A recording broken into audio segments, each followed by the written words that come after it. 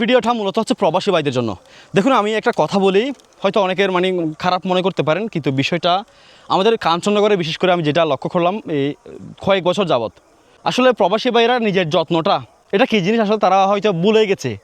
নিজের পরিবার, নিজের মা বাবা, নিজের স্ত্রী সন্তানদেরকে সবসময় তাদের কথা ভাবতে ভাবতে নিজের শরীরটা যে আসলে কোন অবস্থায় নিয়ে যায় সেটা তারা নিজেরাও জানে না। দেখুন আর প্রবাসী ভাইরা কিন্তু 2-3 বছর পর পর দেশে আসে, তারা কিন্তু লক্ষ লক্ষ টাকা ইনকাম করে রেমিটেক্স পাঠায় দেশের জন্য, নিজের পরিবার জন্য, যাতে করে দিন শেষে নিজের পরিবারগুলো শান্তিতে থাকতে পারে, দিন শেষে পরিবারের মুখে যেন হাসি থাকে।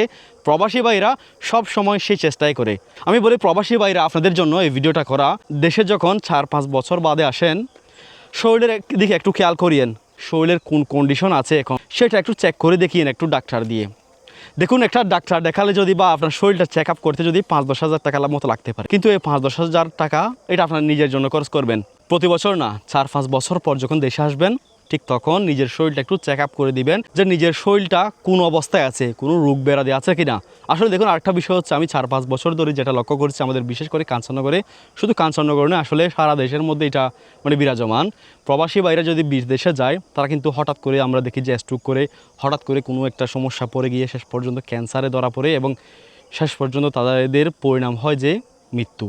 কিন্তু এই মৃত্যুটা আসলে এই যে লক্ষ লক্ষ টাকা ইনকাম করতেছেন এগুলো কাদের জন্য? আপনি যদি না বাঁচেন এই টাকাগুলোর আসলে কি করবে? আপনার সন্তানরা যদি সুখে থাকে, আপনার ভাবতেছেন আর কি আপনার সন্তানরা, স্ত্রীরা, মা বাবারা সুখে থাকবে, কিন্তু যেখানে আপনার পরিবাররা সুখে থাকবে যদি সেখানে আপনি না থাকেন, এই টাকার মূল্য কী? আপনি বেঁচে থাকলেই তো সব কিছু, তাই না? তাই আপনাদের উদ্দেশ্যে বলি শরীরটা কোন অবস্থায় আছে একটু চেক আপ করে যাবেন, যাতে করে আপনার পরিণতিও সেটা না হয়, আপনার পরিবার যেন আপনাকে মিস করতে না হয়, শেষ পর্যন্ত আপনার জন্য যেন কান্না করতে না হয়। দেখুন আমরা চাই প্রবাসী যারা ভাইয়েরা আছেন আমাদের ছেড়ে, দেশ বাড়ি ছেড়ে আপনারা কষ্ট করতেছেন কাদের জন্য? আমাদের জন্য না? আপনারা সেখানে সুখে থাকেন সেটাই তো আমরা চাই সব সময়, কিন্তু সুখটা এতটুকু দরকার নেই আমাদের। আমরা চাই যে আপনারা শরীরেরও একটু যত্ন নিন এবং সকল সন্তানরা, সকল প্রবাসী ভাইরা সুস্থ থাকুক, সেটাই কামনা করি। আসসালামু আলাইকুম।